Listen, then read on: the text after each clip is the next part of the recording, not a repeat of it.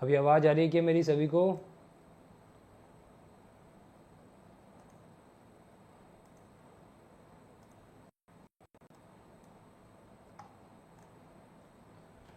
चलिए भाई, सभी को गुड मॉर्निंग।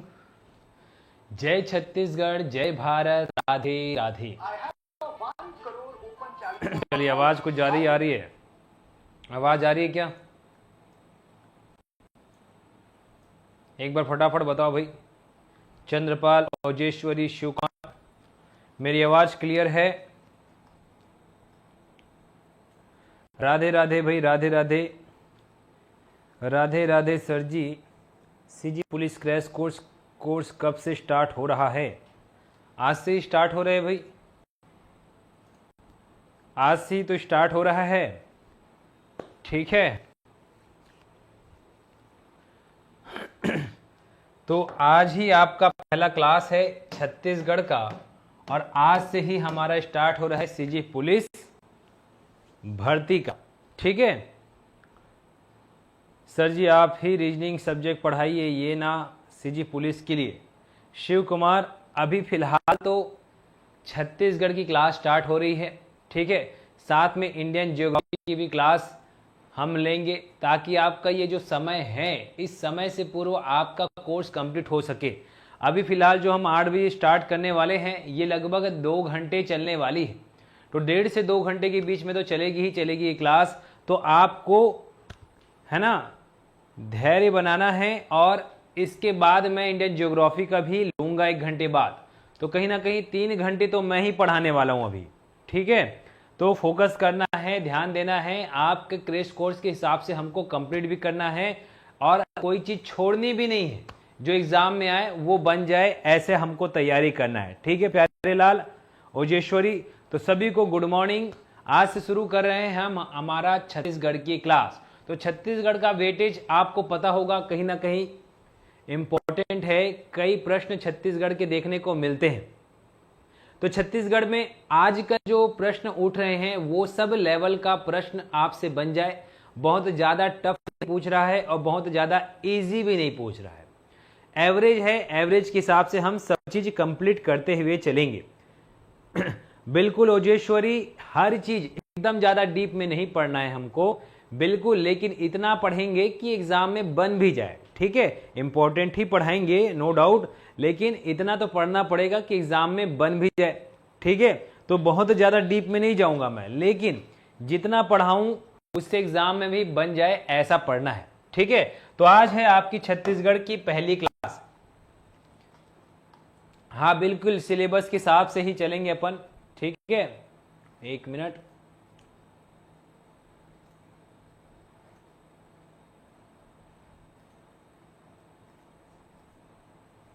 चलो, तो आज है छत्तीसगढ़ की पहली क्लास, जिसमें टॉपिक है छत्तीसगढ़ राज्य निर्माण। ठीक है, तो छत्तीसगढ़ राज्य निर्माण से संबंधित जो भी तिथि क्रम है, घटनाएं हैं, वो आपको पता होना चाहिए। तो टॉपिक आज का लिखो, छत्तीसगढ़ राज्य निर्माण। मतलब छत्तीसगढ़ राज्य का निर्माण कैसे हुआ, और इस राज्य निर्माण से संबंधित कौन कौन से ऐसे तिथि क्रम हैं जो इस राज्य को बनाने में अपनी अहम भूमिका निभाई। तो फिलहाल जो बता रहा हूं उसको समझते चलना।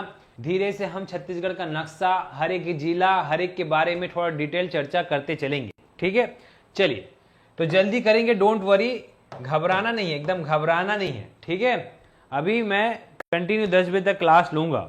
ओके, चलो, छत्तीसगढ़ राज्य निर्माण, इसलिए मैं 2-2 घंटे क्लास ले रहा हूं, ताकि आपका कंप्लीट भी हो जाए, और एकदम है ना एक साथ पढ़ने वाले हैं हम लोग, तो बोर भी ना लगे, ऐसा हमको फोकस करते हुए चलना है, और वही चीज पढ़नी है जो एग्जाम में आ सकता है। ठीक है, तो छत्तीसगढ़ राज्य निर्माण की मैं बात करूं तो थोड़ा सा कहानी तो सुनना पड़ेगा।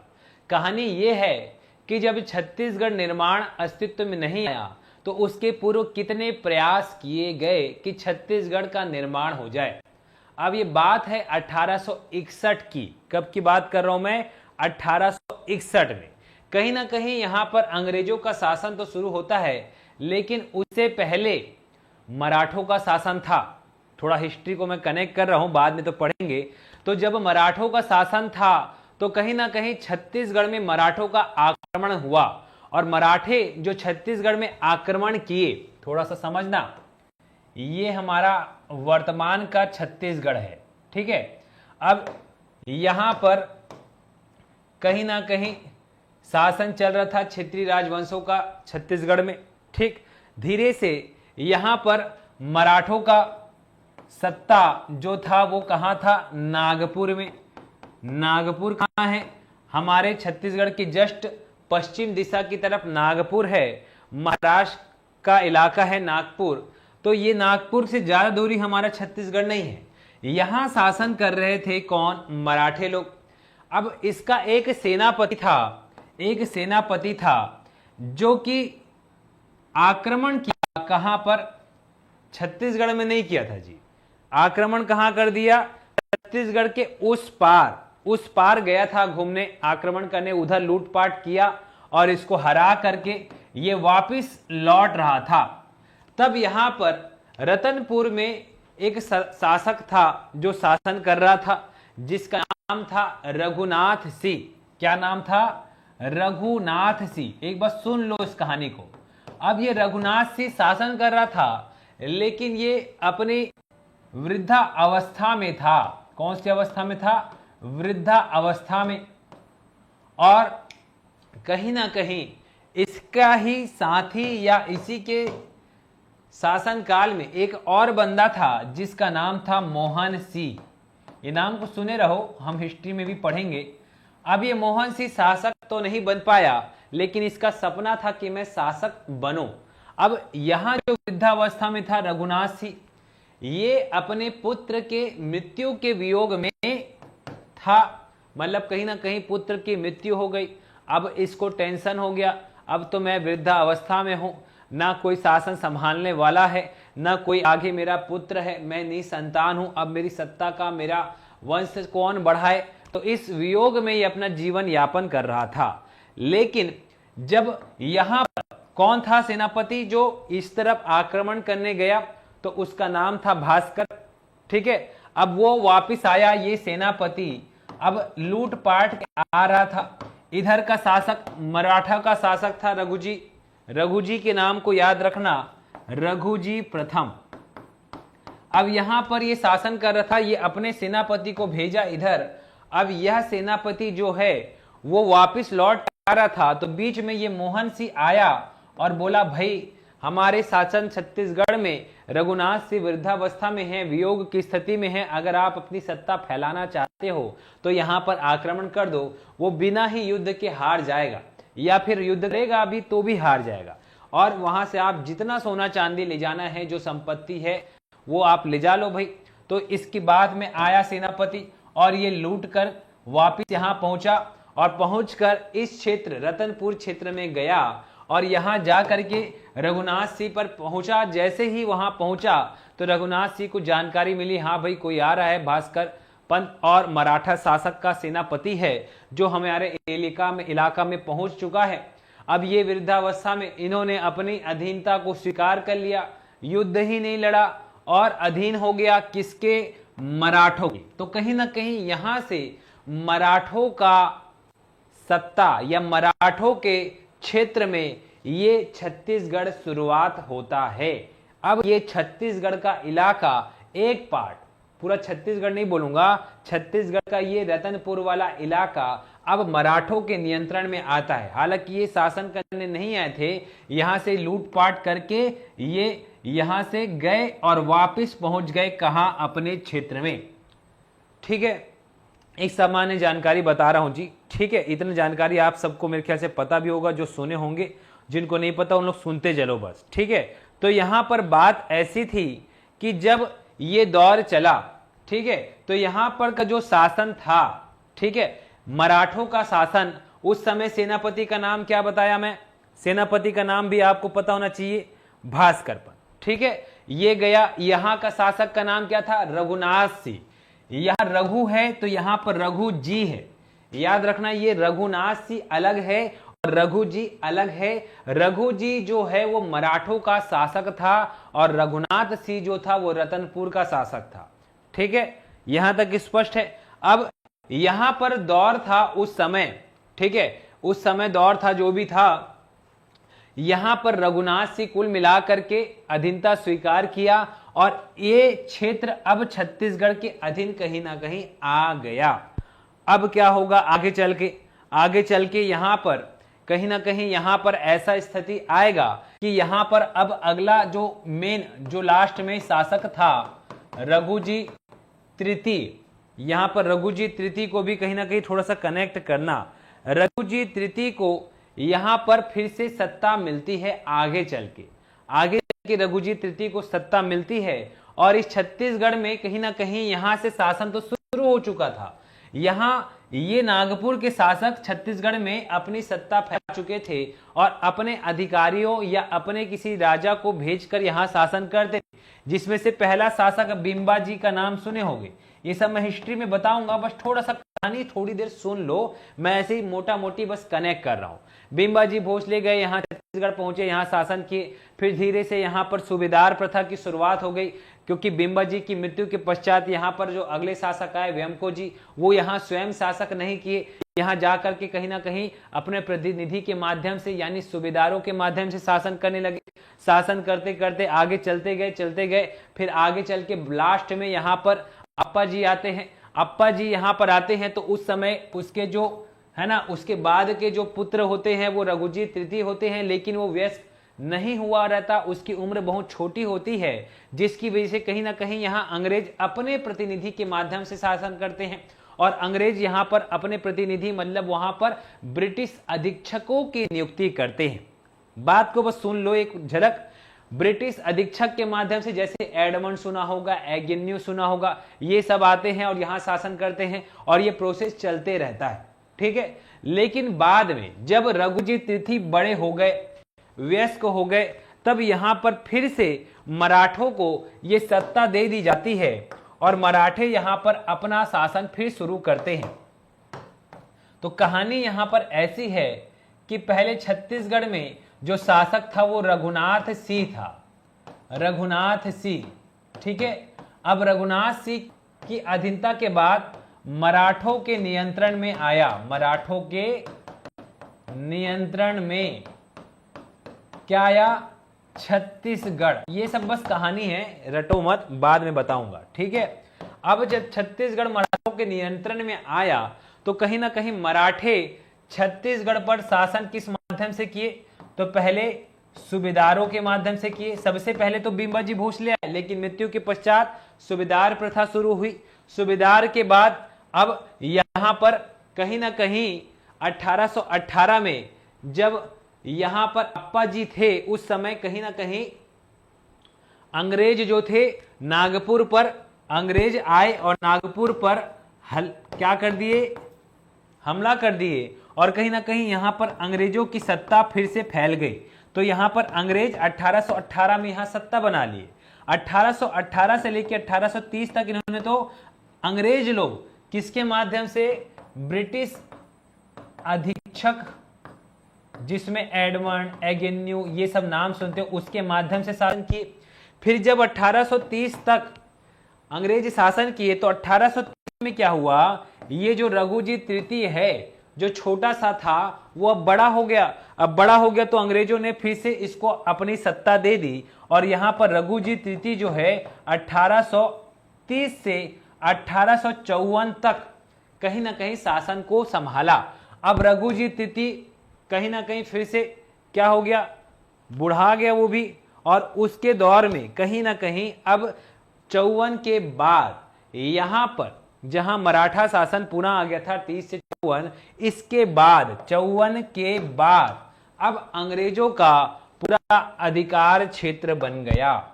मतलब यहां तक 1830 से 54 तक मराठे कहीं ना कहीं शासन किए, लेकिन 1854 में, ठीक है, रघुजी तृतीय की मृत्यु हो जाती है। अब रघुजी तृतीय जब मर गए मतलब मृत्यु हो गई, उसके बाद कहीं ना कहीं अब ये सत्ता पूरी तरह से किसके पास हो गई? अंग्रेजों के पास। ठीक है, अंग्रेजों के पास अब ये सत्ता हो गई। अब 54 के बाद यहां पर छत्तीसगढ़ में अब नियुक्ति होती है किसकी? किसकी नियुक्ति होगी? तो यहां पर आते हैं सबसे पहले चार्ल्स सी एलियट, डिप्टी कमिश्नर। कौन आते हैं? डिप्टी कमिश्नर की नियुक्ति होती है इस छत्तीसगढ़ में। तो डिप्टी कमिश्नर पहुंच जाते हैं कहां? छत्तीसगढ़ में।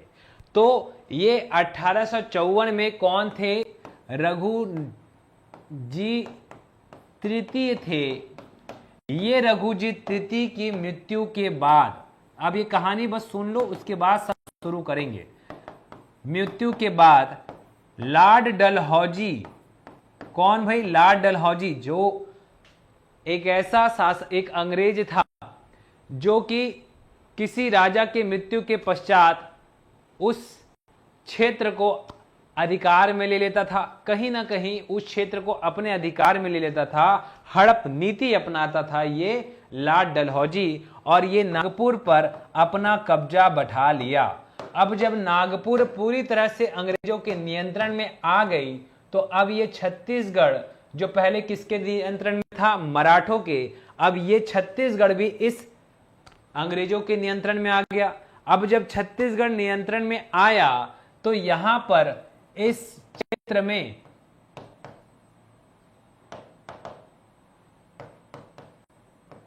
डिप्टी कमिश्नर की नियुक्ति होती है। ठीक है, किसकी नियुक्ति होती है? Deputy commissioner. अब यहां से पहला जो अंग्रेज यहां पहुंचा, नागपुर में मेन कौन बैठा? डलहौजी। हड़प नीति से पूरे मराठों को अपने नियंत्रण में लिया। छत्तीसगढ़ मराठों के नियंत्रण में था। अब कुल मिला के ये वाला क्षेत्र, अगर नागपुर वाला क्षेत्र जो मेन था अंग्रेजों के पास आ गया, तो ये छत्तीसगढ़ भी अब अंग्रेजों के पास, और यहां से अंग्रेज अब छत्तीसगढ़ में शासन करने के लिए यहां पर डिप्टी कमिश्नर, जिसका नाम था चार्ल्स सी एलियट, चार्ल्स सी एलियट को भेजते हैं, और छत्तीसगढ़ में अब इनके माध्यम से शासन होता है। बात समझ में? एक मोटा मोटी चीज मैंने यहां पर कनेक्ट किया आपको। ठीक है, अब 1854-55 की एक घटना, अब यहां पर अंग्रेज कहीं ना कहीं इस क्षेत्र में पहुंच चुके हैं। ठीक है, अंग्रेजों का ये क्षेत्र हो चुका है। अब यहां से अंग्रेज जब आते हैं तो अंग्रेज सबसे पहले 1854-55 में अंग्रेज पहुंच गए पूरी तरीके से नियंत्रण ना, यहां पर सबसे पहले अब गठन होता है किसका? मध्य प्रांत का गठन। अब यहां से थोड़ा धीरे और अच्छे से समझना, क्योंकि अब चीजों को मैं कनेक्ट करूंगा याद कराते हुए। अभी तक एक कहानी बताया कि सबसे पहले यहां शासन चल रहा था छत्तीसगढ़ में, लेकिन उसके बाद मराठे आए और कहीं ना कहीं कलचुरी वंश का समापन किया, और उसके बाद मराठों के बाद अंग्रेज आए, और अंग्रेज ने अब डिप्टी कमिश्नर चार्ल्स सी एलियट को भेजा, और अब ये छत्तीसगढ़ पूर्ण रूप से अंग्रेजों के नियंत्रण में आ गया। ठीक है, अब सुनो, अब 54 के बाद ही सारी घटनाएं घटेगी। कहीं ना कहीं छत्तीसगढ़ अब एक क्षेत्र है जो कि कहीं ना कहीं मध्य प्रांत का हिस्सा बनेगा। तो मध्य प्रांत का गठन होता है कब? 1861 में। याद रखना, मध्य प्रांत का गठन कब हुआ? 1861 में। एक्यूरेट डेट के पीछे चलोगे तो ये याद रखना, मध्य प्रांत का गठन 2 नवंबर 1861। लो भाई, पूरा याद रख लो, ये डेट याद रखना। मध्य प्रांत का गठन, इसी को सेंट्रल प्रोविंसेस भी बोलते हैं हम लोग। मध्य प्रांत मतलब सेंट्रल प्रोविंसेस। ठीक है, सेंट्रल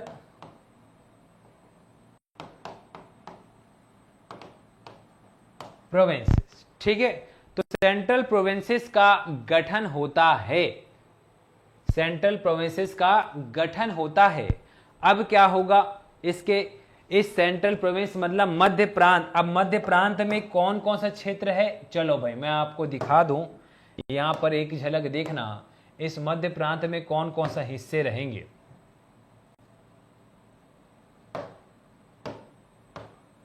से कुछ नहीं दिखा रहा है जी, हैंग हो गया थोड़ा सा। तो मध्य प्रांत का गठन जिसमें 3 क्षेत्र शामिल, याद करते चलना। रॉकी बिल्कुल एमसीक्यू कराएंगे भाई, एमसीक्यू अभी तो क्लास शुरू करने दो भाई, एमसीक्यू कहां पहुंच गए अभी। चलो, किसका गठन हो गया? मध्य प्रांत का गठन। मध्य प्रांत के गठन में 3 क्षेत्र शामिल, याद करते चलना। पहला क्षेत्र तो छत्तीसगढ़ ही था, दूसरा क्षेत्र मध्य प्रदेश, और तीसरा क्षेत्र जो था वो कौन सा था? महाराष्ट्र। ठीक है, चलो ये बेचारा थोड़ा सा हैंग हो गया लग रहा है, 2 मिनट इसको सांस लेने देते हैं। अब मैं जो बोल रहा हूं उसको सुनते चलना। मध्य प्रांत का गठन कब हुआ भाई? बताओ रॉकी। 2 नवंबर 1861 में। कितने क्षेत्र शामिल थे इसमें?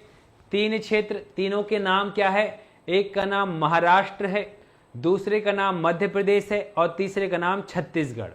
3 क्षेत्र का यहां पर क्या हो गया? शामिल होकर के मध्य प्रांत का गठन हो गया। ठीक है, 3 क्षेत्र शामिल हो गए। अभी वर्तमान में ये मध्य प्रदेश अलग राज्य है, छत्तीसगढ़ अलग राज्य है, महाराष्ट्र अलग राज्य है, लेकिन उस समय मध्य प्रांत का गठन हुआ तो 3 क्षेत्र शामिल हुए। ठीक है, चलो थोड़ा सा ये हैंग हो गया है, मैं 2 मिनट बता रहा हूं, थोड़ा सांस लेने देते हैं इसको। ठीक, अब मध्य प्रांत का गठन हुआ, मतलब जैसे आज वर्तमान में जैसे छत्तीसगढ़ एक राज्य है तो इसका अपना एक है ना राजधानी है, वैसे ही उस समय मध्य प्रांत का गठन हुआ तो उस मध्य प्रांत का कहीं ना कहीं शासन चलाने के लिए, प्रशासन चलाने के लिए एक मुख्यालय था, और उस मुख्यालय का नाम नागपुर था। तो नागपुर कहाँ है वर्तमान में? महाराष्ट्र में। लेकिन ये तीनों क्षेत्र का मध्य का हिस्सा ये मध्य प्रांत कहलाया, और इस मध्य प्रांत का मध्य का हिस्सा नागपुर था, जहां उसको मुख्यालय बना दिया गया। अब इस मध्य प्रांत के गठन के बाद छत्तीसगढ़ में उसी दौर में 3 जिले बनाए गए। 3 जिलों के नाम बताओ क्या क्या है? तो 3 जिले का नाम भी याद रखना। 3 जिले, एक का नाम रायपुर, दूसरा है बिलासपुर, और तीसरा है संबलपुर। सुनते चलो। ठीक है, तो सबसे पहले 2 नवंबर 1861 को मध्य प्रांत का गठन हुआ, जिसमें 3 क्षेत्र शामिल थे, छत्तीसगढ़, महाराष्ट्र और मध्य प्रदेश, जिसमें छत्तीसगढ़ में 3 जिले भी बना दिए गए उस दौर में। वो 3 जिले का नाम क्या बोला मैं? 3 जिलों का नाम था रायपुर, बिलासपुर और संबलपुर। बताओ यहां तक ओके है? यहां तक ओके है? और यहां पर प्रशासन के लिए किसका कहीं ना कहीं इस दौर में चीफ कमिश्नरों की नियुक्ति शुरू हो जाती है। तो प्रशासन के लिए क्यों हैंग हो गया भाई? इतने लंबे समय तक तो कभी नहीं रहा।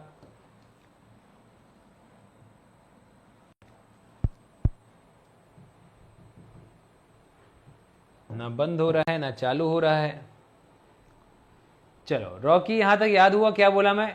तो अभी मैं मुंह जवानी बोलते जाता हूं, आप सुनते चलो। ये थोड़ा सा टाइम हो सकता है और ले ले, सुनते चलना। अब 1861 की घटना, मध्य प्रांत का गठन। 3 क्षेत्र शामिल हुए, जिसमें छत्तीसगढ़ के 3 जिले बने, जिसमें से बिलासपुर, रायपुर और संबलपुर। याद हो गया? आगे बढ़ो। 1861 के 1 साल बाद, क्या बोल रहा हूं? 1861 के 1 साल बाद यहां पर अब छत्तीसगढ़ को एक संभाग बना दिया गया, एक कमिश्नरी बना दिया गया। तो क्या बन गया? डिवीजन बन गया। ठीक है, तो अब छत्तीसगढ़ एक संभाग बन गया। छत्तीसगढ़ जब संभाग बना तो उस समय ईयर क्या था? 1862। 1862 में छत्तीसगढ़ संभाग। तो प्रश्न पूछे कि रायपुर और बिलासपुर जिला कब बना? बताओ भाई रॉकी, रायपुर और बिलासपुर जिला कब बना है? बताओ प्यारेलाल। रायपुर बिलासपुर जिला कौन से ईयर में बना? प्रश्न पूछे तो बताओ। इसको क्या हो गया जी?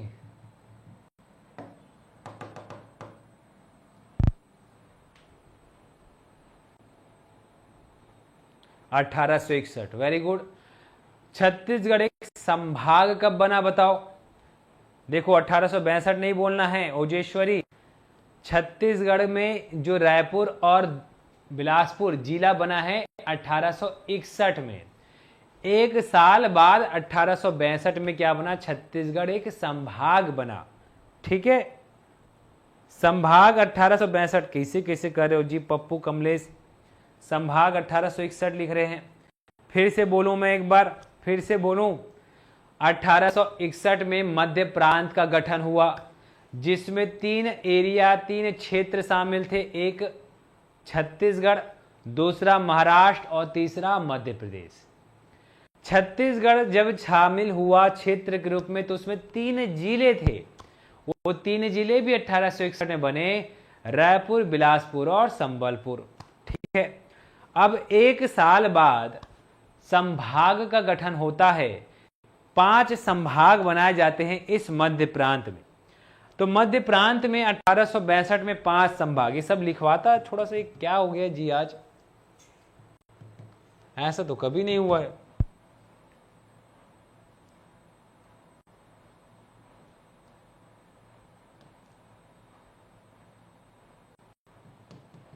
पूरा सिस्टम भी बंद नहीं कर पाऊंगा मैं।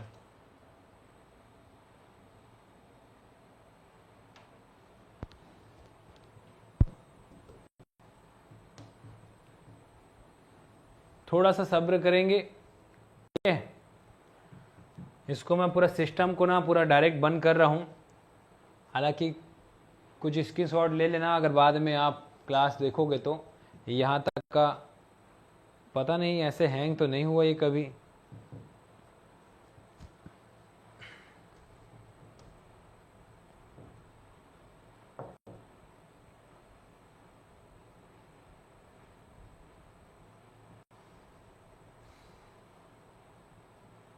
सिस्टम डायरेक्ट बंद करना सही नहीं रहता, इसलिए नहीं कर रहा हूँ। रॉकी, ये दुर्ग कहाँ से आ गया? रायपुर, बिलासपुर, बस्तर कहाँ से आ गया? लो, अभी बहुत सारी चीज़ें हैं दिक्कत, मैं सबको अभी सॉर्ट आउट करूँगा। सारी चीज़ें क्लास में याद कराएंगे अभी।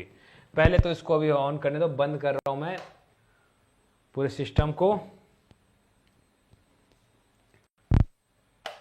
चलो रॉकी मेरे साथ बोलना। अब इसको जब तक चालू होने में 5 मिनट लग जाएगा। आप सुन लो एक बार और मैं क्या बोल रहा हूँ। ठीक है, देखो, अंग्रेज कहीं ना कहीं पूरे भारत में अपना आधिपत्य जमाने की कोशिश में थे, लेकिन यहाँ पर पहले अंग्रेजों के पहले मराठों का शासन था। मराठे कहीं ना कहीं छत्तीसगढ़ में भी अपना क्षेत्र बना लिए, क्योंकि उसके सेनापति जो आक्रमण करने पश्चिम बंगाल, उड़ीसा तरफ गए थे, वहाँ से लौटते समय उन्होंने छत्तीसगढ़ पर आक्रमण किया, संपत्ति लूट करके वापस ले गए। तो वहाँ उनके शासक रघुजी प्रसन्न हो गए। तो कहीं ना कहीं उनकी खुशी के बाद अब छत्तीसगढ़ में प्रतिनिधि के माध्यम से शासन करने की शुरुआत सोचे, लेकिन बिंबाजी भोसले खुद आए और छत्तीसगढ़ में शासन किए। बिंबाजी भोसले के बाद उसकी मृत्यु के पश्चात वेमको जी को सत्ता मिलती है, लेकिन कहीं ना कहीं वेमको जी छत्तीसगढ़ में स्वयं शासन नहीं करते और अपने प्रतिनिधि के माध्यम से शासन करते हैं, जो सूबेदारी प्रथा की शुरुआत करते हैं। सूबेदार के रूप में बहुत सारे शासक मतलब प्रतिनिधि आए, महिपत राव दिनकर, विट्ठल राव दिनकर, ये सब आप पढ़ेंगे छत्तीसगढ़ के इतिहास में। सूबेदार प्रथा खत्म हुई तो वहां पर शुरू हुई अंग्रेजों की फिर से शासन आई। अंग्रेज अब जब पहुंच गए तो कहीं ना कहीं अंग्रेज जब पहुंच गए तो अंग्रेज का शासन प्रतिनिधि के माध्यम से हुआ, क्योंकि उस समय रघुजी तृतीय छोटे थे और वहां पर कहीं ना कहीं अंग्रेज अपने माध्यम से शासन करवा रहे थे। अब कहीं ना कहीं ब्रिटिश अधीक्षकों की नियुक्ति होती है, लेकिन जब रघुजी तृतीय बड़े हो जाते हैं तो रघुजी तृतीय के पश्चात वहां पर फिर से पुनः मराठा शासन आता है और मराठा शासन 1830 से 54 तक चलता है। अब 1854 में रघुजी तृतीय की मृत्यु हो जाती है, जिसके पश्चात लॉर्ड डलहौजी पहुंचते हैं और हड़प नीति से नागपुर क्षेत्र को पूरा अपने अधीन ले लेते हैं। चूंकि नागपुर के अधीन छत्तीसगढ़ था और छत्तीसगढ़ भी अब अंग्रेजों के नियंत्रण में। अब इसके बाद वहां पर डिप्टी कमिश्नरों की नियुक्ति होती है। अब डिप्टी कमिश्नर जो पहला बनता है वो उसका नाम था चार्ल्स इलियट। अब कहीं ना कहीं 54-55 में अब पूरा छत्तीसगढ़ कहीं ना कहीं एक तरीके से देखोगे छत्तीसगढ़ का मध्य और उत्तरी भाग अंग्रेजों के नियंत्रण में। आगे 1861 में अंग्रेज अब पूरे भारत पर कहीं ना कहीं अपना अधिकार जमा रहे थे, तो उन्होंने किसका गठन किया? 1861 में मध्य प्रांत का गठन किया। मध्य प्रांत का गठन किया तो 1861 में। अब जो मैं लिखा रहा हूं उसको बस सुनते चलना, ठीक है? फिर से लिखवा रहा हूं, सुनते चलना।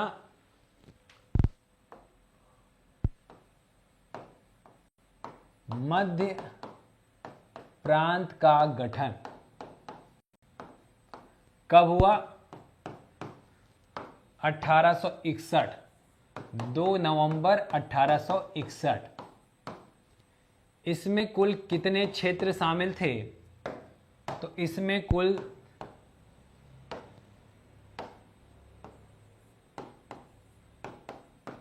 3 क्षेत्र शामिल। वो 3 क्षेत्र का नाम क्या था? तो एक का नाम तो हमारा छत्तीसगढ़ ही है, दूसरा मध्य प्रदेश है और तीसरा महाराष्ट्र है। ठीक है। अब इसमें हर क्षेत्र में अलग अलग जिले थे। यहां पर हर एक क्षेत्र में अलग अलग जिले थे, लेकिन आप छत्तीसगढ़ जिले के याद रखना। छत्तीसगढ़ के अंदर, मैं पूरा डीप में नहीं जा रहा हूं, जो हमको जानना जरूरी है उसी को बता रहा हूं। तो छत्तीसगढ़ में यहां पर 3 जिले थे। एक जिला क्या था? रायपुर, दूसरा जिला बिलासपुर और तीसरा जिला संबलपुर।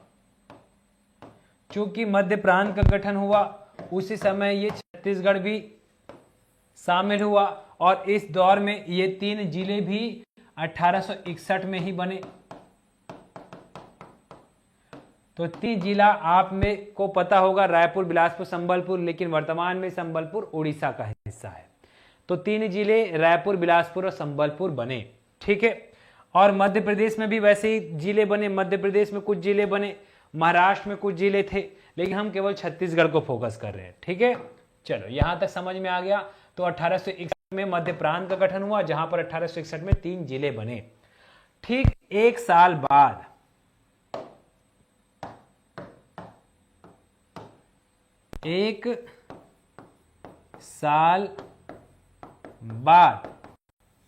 मतलब 1862 में ये जो छत्तीसगढ़ एक क्षेत्र था, छत्तीसगढ़ को संभाग बनाया गया। ठीक है, छत्तीसगढ़ को संभाग बनाया गया। किसका? मध्य प्रदेश, मध्य प्रांत का। तो केवल छत्तीसगढ़ ही नहीं, बल्कि इस मध्य प्रांत में 5 संभाग बनाए गए। 5 संभाग बना। किसमें? मध्य प्रांत में 5 संभाग बना, जिसमें हमारा संभाग छत्तीसगढ़ भी एक था। ठीक है, तो 4 और संभाग थे। तो यहां पर अब थोड़ा सा देखो, इस चीज को मैं थोड़ा सा दिखा दूं।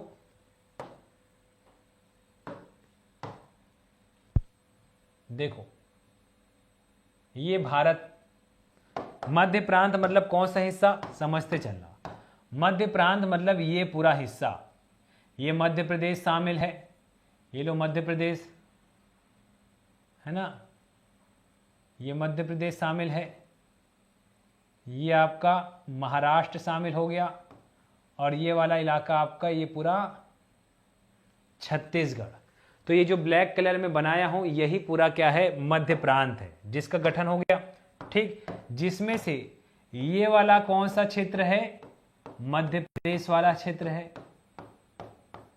ये मध्य प्रदेश है। उसके बाद महाराष्ट्र कौन सा क्षेत्र है? तो ये वाला महाराष्ट्र है। ये देखो रेड कलर में बना दिया, ये महाराष्ट्र था। ठीक, और हमारा ये था छत्तीसगढ़। तो 3 क्षेत्र आपको नजर आ रहे हैं। ये तीनों क्षेत्र बन के क्या बने थे? तो 1861 में यही पूरा तीनों क्षेत्र क्या कहलाया? मध्य प्रांत। आज भले 3 अलग अलग राज्य हैं, लेकिन उस समय 3 क्षेत्र मध्य प्रांत। 1861 में कितने जिले बने? छत्तीसगढ़ में। तो तो 1861 में छत्तीसगढ़ में 3 जिले बने। क्या क्या नाम बताया, फिर से देख लो, सुनते चलो। रायपुर, बिलासपुर और संबलपुर। ठीक है।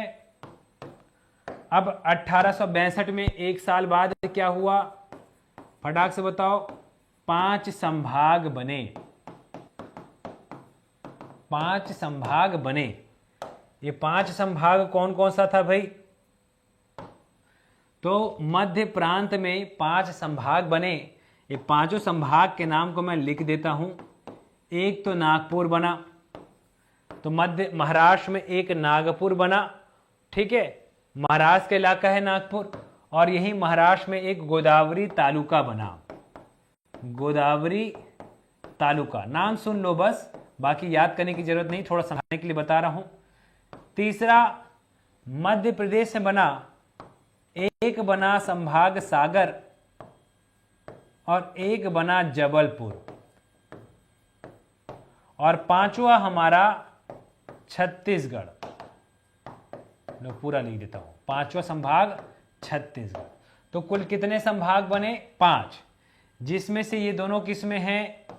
महाराष्ट्र में है। ये दोनों किस में हैं? मध्य प्रदेश में है। और अकेला ये किस में? छत्तीसगढ़ में ही है। तो 5 संभाग कौन कौन से बने समझ में आ गया। लेकिन हम केवल छत्तीसगढ़ को पूछ रहे। तो प्रश्न पूछे छत्तीसगढ़ एक संभाग कब बना? 1 मिनट, क्या हो गया जी, गायब हो गया सब? कमेंट वमेंट दिख रहा है कि नहीं? मैं दिख रहा हूं ना सबको? चलो, तो यहां पर मैंने जितनी बात अभी बताया समझ में आया। ये पूरा एक मध्य प्रांत है 1861 में, जिसमें छत्तीसगढ़ के 3 जिले रायपुर, बिलासपुर और संबलपुर। अब बाद में 1 साल बाद अब ये 3 क्षेत्र में 5 संभाग बने, जिसमें से मध्य प्रदेश में 2 संभाग बने, एक सागर और जबलपुर। महाराष्ट्र में 2 संभाग बने, नागपुर और गोदावरी तालुका। और छत्तीसगढ़ में एक ही संभाग बना, छत्तीसगढ़। तो 1862 में क्या हो गया? छत्तीसगढ़ एक संभाग बन गया। ओके, यहां तक स्पष्ट हो गया, सबको क्लियर है? चलो अब यहां पर आ जाओ। जब छत्तीसगढ़ एक संभाग बना, छत्तीसगढ़ संभाग बना, तो इसका अपना एक उपनाम कहलाएगा। तो इस छत्तीसगढ़ का एक उपनाम रख दिया गया, रायपुर कमिश्नरी। रायपुर कमिश्नरी, इसको याद रखना। इसका उपनाम है रायपुर कमिश्नरी। ठीक है, इसका मुख्यालय भी होगा। भाई संभाग बन गया है तो हर संभाग का अपना एक मुख्यालय होता है। तो इसका जो हेडक्वार्टर है, मुख्यालय है, वो कहां था? रायपुर में था। तो रायपुर एक मुख्यालय बन गया। और इस संभाग के अंतर्गत कितने जिले शामिल थे? तो यहां पर इस संभाग के अंतर्गत 3 जिले शामिल थे। और वो 3 जिले अभी भी कौन है? तो रायपुर ही है, बिलासपुर ही है, और अब जो संबलपुर था वो अलग क्षेत्र में है, लेकिन उस समय यहीं पर था। ठीक है, ये लेकिन 1861 में बना। और यहां पर जो डिप्टी कमिश्नर आया संभालने के लिए, डिप्टी कमिश्नर, क्या नाम बताया मैं इस डिप्टी कमिश्नर का? चार्ल्स सी एलियट। इतना चीज क्लियर हो गया, स्पष्ट हो गया क्या? बताओ, यहां तक सबको क्लियर हो गया? ओजेश्वरी, प्यारेलाल। तो यहां पर चार्ल्स सी एलियट एक क्या बन गया? डिप्टी कमिश्नर बन गया। ओके, चलो भाई। तो ये डिप्टी कमिश्नर कब से कब तक था? तो ये 1854 में छत्तीसगढ़ में आया था और कहीं ना कहीं रायपुर संभाग बना। 1862 तक ये डिप्टी कमिश्नर बना रहा। तो 54 से 62 कब से कब था ये डिप्टी कमिश्नर? अगर पूछ दे तो याद रखना, ये 1854 में छत्तीसगढ़ में आया और छत्तीसगढ़ में 1862 तक इन्होंने कहीं ना कहीं शासन किया, अपने प्रशासन के माध्यम से सत्ता बनाए रखा। ठीक है, तो 1854 से 1862। ओके, ठीक, इतनी चीज जानना जरूरी था, एग्जाम में पूछ सकता है यहां से कहीं से भी प्रश्न। ओके, ठीक है। अब चलो आगे। अब 1861 और 1862 की 2 घटनाएं तो आपके दिमाग में पूरी तरह से सेट हो गया। अब घटना आती है 1905 की, जब हुआ बंगाल का विभाजन। बंगाल का विभाजन, अंग्रेजों के समय में बंगाल का विभाजन होता है, अंग्रेजों के समय में बंगाल का विभाजन होता है और यहाँ पर कहीं ना कहीं हर एक क्षेत्र अपने अपने एरिया को, कहीं ना कहीं बंगाल का विभाजन हुआ तो अब बंगाल के क्षेत्र में जो क्षेत्र शामिल थे वो कुछ हिस्सा छत्तीसगढ़ तरफ आ गए। मतलब इसको देखना, डायग्राम को यहां पर देख के समझ में आएगा। यहां पर बंगाल का जब विभाजन हुआ तो उस समय ये वाला क्षेत्र पूरा बंगाल की तरफ था, ये देखो ये पूरा बंगाल वाले क्षेत्र था। अब ये बंगाल के कुछ क्षेत्र छत्तीसगढ़ में आ गए और छत्तीसगढ़ का कुछ क्षेत्र कहां चले गया, बंगाल में चले गया। ठीक है, बात समझ में आ रहा है मैं क्या बोल रहा हूं ओजेश्वरी? तो अब बंगाल के कुछ क्षेत्र छत्तीसगढ़ में और छत्तीसगढ़ का कुछ क्षेत्र बंगाल में चला गया। अब इसको थोड़ा समझना, वो कौन कौन से क्षेत्र हैं। तो यहां पर 1905 में, एक मिनट थोड़ा सा सब्र करना, एक मिनट समय दीजिएगा।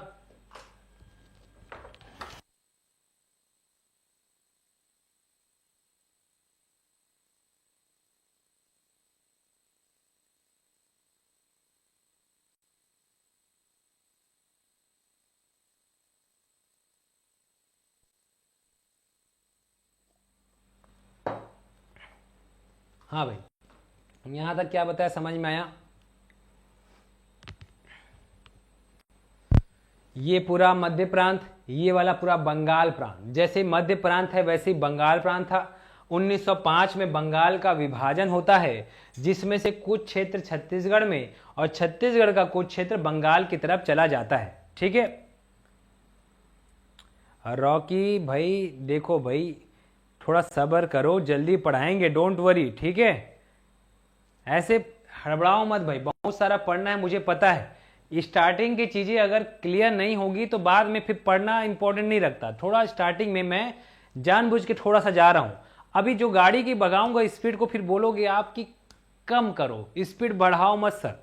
तो थोड़ा जानकारी जो दे रहा हूं उसको एकदम सब्र करो आप लोग, ये जानकारी देना जरूरी है।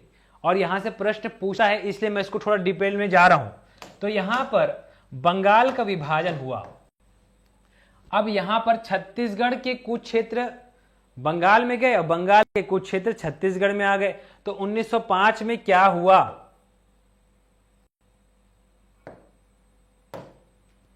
तो सुनो, 5 रियासतें, ये 5 रियासत को याद रखना, ये पूछेगा। 5 रियासतें छत्तीसगढ़ में शामिल, मतलब उथल पुथल होगा क्योंकि बंगाल का विभाजन हुआ तो कुछ क्षेत्र उधर से इधर और कुछ क्षेत्र इधर से उधर गए। तो 5 रियासतें छत्तीसगढ़ में शामिल।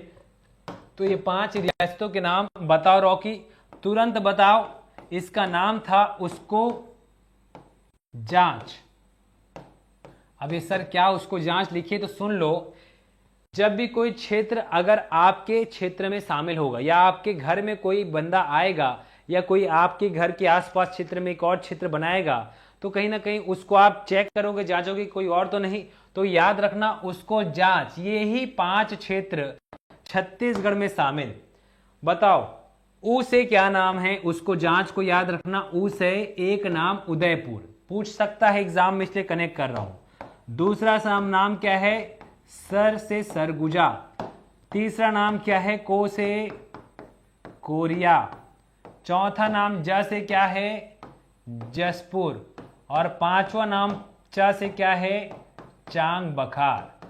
तो ये 5 क्षेत्र जो छत्तीसगढ़ में शामिल हुए, नाम याद हुआ क्या बताओ? 5 क्षेत्र छत्तीसगढ़ के शामिल, समझ में आया? उसको जांच। उ से उदयपुर, स से सरगुजा, को से कोरिया, ठीक, ज से जसपुर और च से चांग बखार। याद हुआ? अब जो 5 क्षेत्र उधर गए उसको मैं याद नहीं कराऊंगा क्योंकि आपके डीप में इतना डीप में अपन नहीं जाएंगे। ठीक है, ठीक। तो रॉकी चलो भाई अब आपके हिसाब से पढ़ते हैं। सबको पढ़ाना है, मुझे पता है क्या जरूरी है क्या नहीं, तो अपन अपने हिसाब से चल रहे हैं। ठीक है रॉकी, टेंशन नहीं लेना। जो क्षेत्र छत्तीसगढ़ से उधर गए उसमें अलग नाम थे। ठीक है, बाकी जो छत्तीसगढ़ में शामिल हुए 5 क्षेत्र, ये नाम याद हुआ, याद हो गया। उदयपुर, सरगुजा, कोरिया, ठीक, जैसे जसपुर, च से चांग बखार, उसको जांच, ये याद रखना। बाकी इधर से उधर जो ट्रांसफर हुए उसमें पटना था, सोनपुर था, रायल खोल था, बामरा और एक कालाहंडी जो इधर से उधर शामिल हो गए। ठीक, चलो भाई यहां तक समझ में आया। अब इसी दौर में जो संबलपुर क्षेत्र था, जो छत्तीसगढ़ का जिला था, वो भी इसी दौर में बंगाल तरफ शामिल हो गया। तो कहीं ना कहीं संबलपुर भी अब छत्तीसगढ़ का हिस्सा नहीं रहा, तो उसी क्षेत्र में वो भी शामिल हो गया बंगाल की तरफ। ठीक है, चलो भाई यहां तक समझ में आ गया। तो यहां तक जो मैंने जानकारी दी वो ये डायग्राम को देखोगे ध्यान से, तो एक्चुअल में ये जो क्षेत्र था, ये क्षेत्र जो आया है इधर, ये पूरा क्षेत्र इस तरीके से, ये पहले बंगाल का था, लेकिन अब ये कहां आ गया, पूरे छत्तीसगढ़ के नियंत्रण में आ गया, और कुछ क्षेत्र जो इधर के थे वो उधर चले गए। ठीक है, तो जो छत्तीसगढ़ में शामिल हुआ वो 5 क्षेत्र याद रखना, उसको जांच।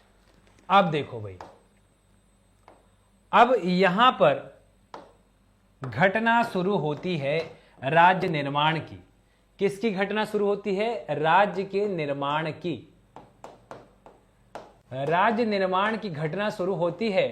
और राज्य के निर्माण की घटना कैसे शुरू होती है?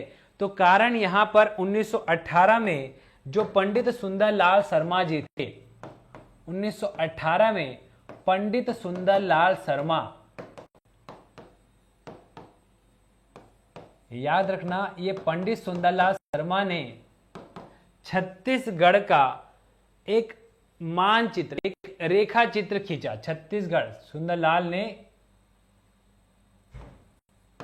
छत्तीसगढ़ का रेखा चित्र अपनी पांडुलिपि में खींचा।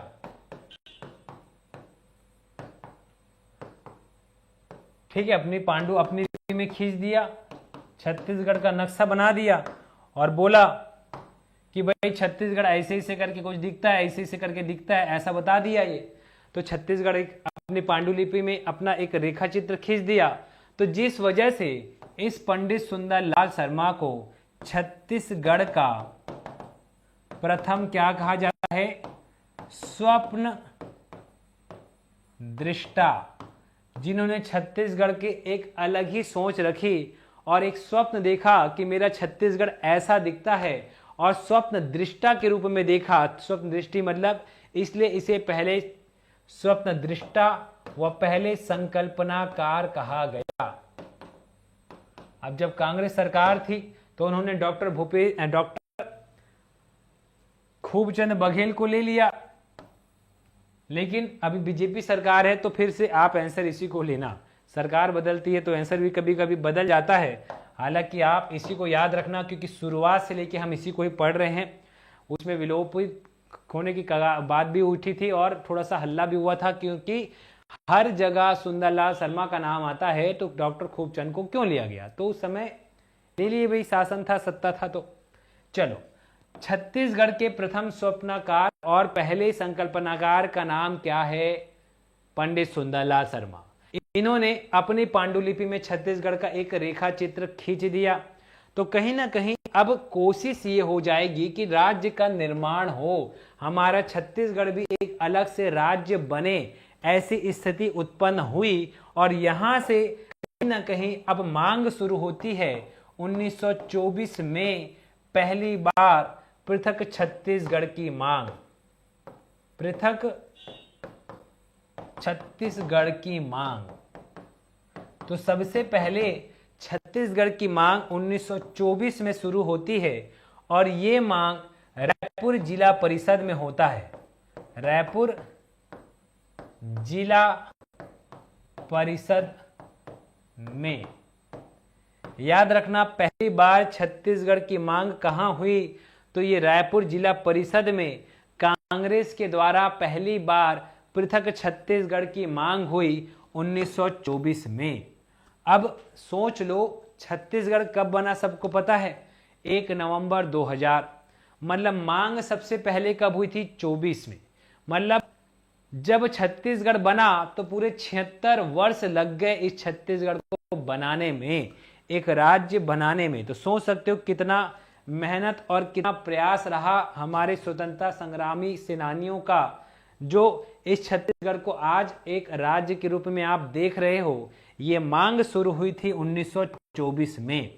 ठीक है, अब 1924 के बाद कई घटनाएं घटी, तो कौन कौन से ईयर आपको याद रखना है उसको मैं यहां पर याद करा रहा हूं, उसको याद करना। जो जो ईयर याद करा हूं उसको याद करना।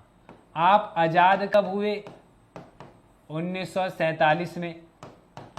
तो आजादी से पहले पृथक छत्तीसगढ़ की मांग शुरू कब हुई? 1924 में, फिर 1939 में और फिर 1946 में। तो 3 बार आजादी के पूर्व मांग हुई, ये याद रखना। फिर 47 के बाद कई बार मांग हुई, लेकिन कुछ कुछ ईयर को आप याद कर लेना अभी। 55, 56, ठीक है, 67, 76, 83 और लो भाई 2000 में छत्तीसगढ़ बन गया। और भी बीच बीच में है, लेकिन ये घटनाएं जो बताया इतने को तो याद करना ही है, एग्जाम में पूछ सकता है जी। ठीक है, तो स्वतंत्रता के पूर्व 3 ईयर, स्वतंत्रता के बाद भी और बहुत सारे हैं लिस्ट में, लेकिन मैं इसमें से कुछ कुछ बता रहा हूँ। 55 में मांग हुई, 56, 67 में मांग हुई, 76, 83 मांग हुई, फिर 83 में और एक मांग हुई। किसके किसके द्वारा किया गया, ये मांग को अभी तुरंत रटते चलना। तो 24 से पहली बार मांग रायपुर जिला परिषद में कांग्रेस इकाई के द्वारा होती है, जहां पर पंडित सुंदरलाल शर्मा का जो रेखा चित्र था उस आधार पर यह शुरुआत होती है, क्योंकि 18 में रेखा चित्र खींचा, 24 में पहली मांग हुई। अब पंडित सुंदरलाल शर्मा जी के द्वारा फिर प्रयास शुरू हुआ और 1939 में पंडित सुंदरलाल शर्मा त्रिपुरी अधिवेशन में फिर से छत्तीसगढ़ की मांग करते हैं। बात समझ में आई? तो 1939 त्रिपुरी अधिवेशन में पंडित सुंदरलाल शर्मा ने मांग की और 1946 में पृथक छत्तीसगढ़ के लिए एक छत्तीसगढ़ विरोधी मंच का, शोषण विरोधी मंच का गठन होता है। तो ये ईयर याद रखो कि 24, 39, 46, 2, 3, 4 में सब मांग हुई। 4 के बाद फिर 5, 5, 6, 7, 8 में मांग हुई। तो शुरुआत 24 से हो गई थी।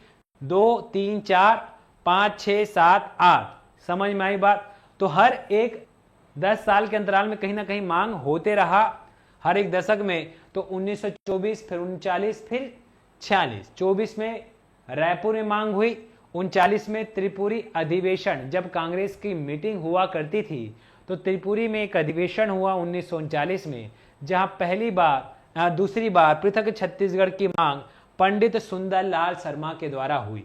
46 में यहां पर आते हैं और यहां पर ठाकुर प्यारेलाल बहुत ही प्यार से छत्तीसगढ़ शोषण विरोधी मंच का गठन करते हैं और पृथक छत्तीसगढ़ की मांग करते हैं। अभी मैं लिखवा दूं, ठीक। अब देश आजाद हो गया, देश आजाद हुआ 47 में। उसके बाद सब थोड़ा भुला गए मतलब आजाद हो गया, खुशी पार्टी वार्टी चली, बहुत आजाद हो गया। फिर अचानक से सूरत आया कि भाई अरे हमन छत्तीसगढ़ के मांग करत रहे हैं, अभी फिर सूरत आ गया, हुरहा सूरताइस। तब फिर 55 में फिर से मांग शुरू, क्योंकि 53 में राज्य भाषाई आधार पर मांग शुरू कर दिया।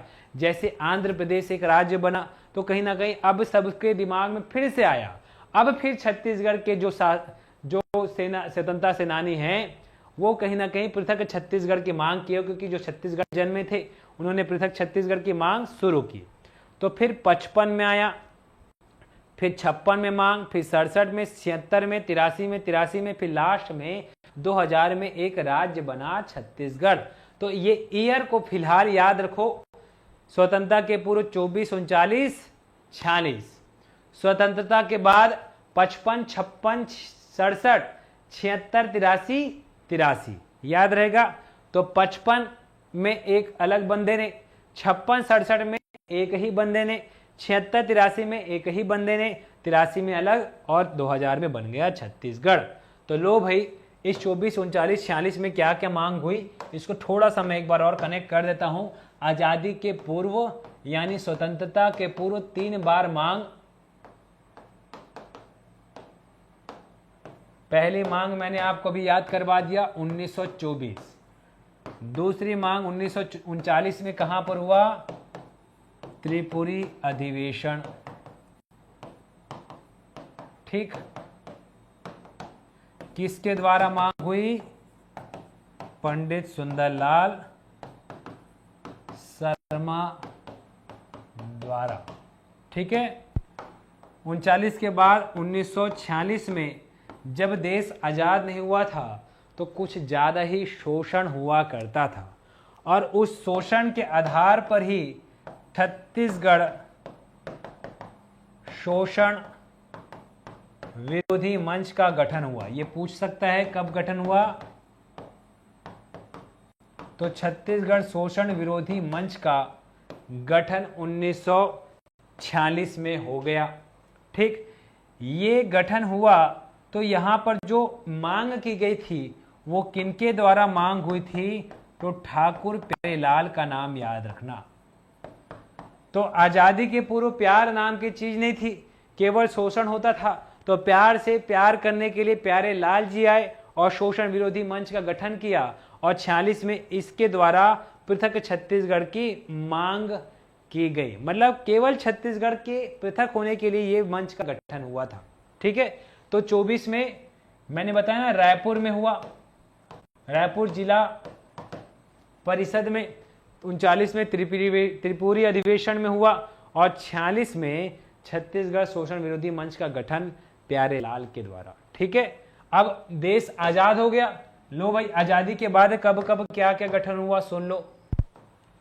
तो 5 से 55, तो 5 एक राम जी भी हैं और कृष्ण जी भी हैं। ठीक है। तो राम कृष्ण याद रखना, यहां पर 55 में ठाकुर रामकृष्ण, पूरा नाम लिख दूं तो ठाकुर रामकृष्ण बोल देता हूं इनको।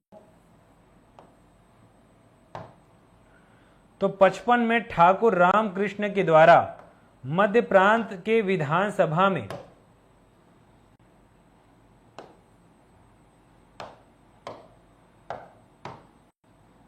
ठाकुर रामकृष्ण द्वारा, चूंकि ये कौन थे?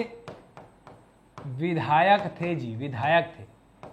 ठीक है। अब विधायक थे मतलब एमएलए, तो कहीं ना कहीं इसकी पहुंच का मतलब अब बड़े लोगों से मांग शुरू होगी। तो कहीं ना कहीं यहां पर ठाकुर रामकृष्ण 1955 में, है ना, क्योंकि ये विधायक थे और इन्होंने मध्य प्रांत की विधानसभा में भाषाई आधार पर पृथक छत्तीसगढ़ की मांग की। लेकिन कहीं ना कहीं प्रयास था सब। 55 के बाद ठीक एक साल बाद आते हैं डॉक्टर खूबचंद बघेल। डॉक्टर खूबचंद बघेल यहां पर 56 में आते हैं और यहां छत्तीसगढ़ महासभा का गठन करते हैं। छत्तीसगढ़ महासभा का गठन, सुन लो भाई, ये सब अभी याद हो जाएगा ना, टेंशन नहीं लेना है। लेकिन असफल। फिर अगले 11 साल बाद फिर आते हैं और यहां पर फिर से एक सभा का गठन करते हैं, छत्तीसगढ़ भातृ संघ का गठन। कौन किया ये सब करने वाले बंदे का नाम क्या है? दोनों का गठन डॉक्टर खूबचंद ने किया।